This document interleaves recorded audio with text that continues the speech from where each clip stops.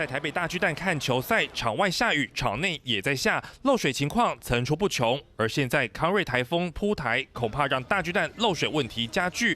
另外抬头看看柱子，长长的痕迹斑驳发霉，还不断滴水，而地板也出现发霉黑渍。通往球场的半露天区域，今年累月不断淋雨，抬头望去都是壁癌。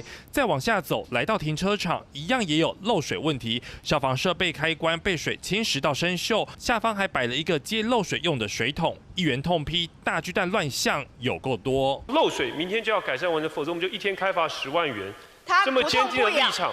不痛不痒啦，1个月300万去给你罚一罚，演唱会一场通通都回本就是依法依合约来进行。你们监督远雄不能够打假球啊！台北市长蒋万安要求远雄在10月底前完成所有漏水改善工程，11月起还有漏水，每天会开罚10万元。但除了漏水和壁癌，有民众到大巨蛋看球赛，发现手扶梯声音怪怪的。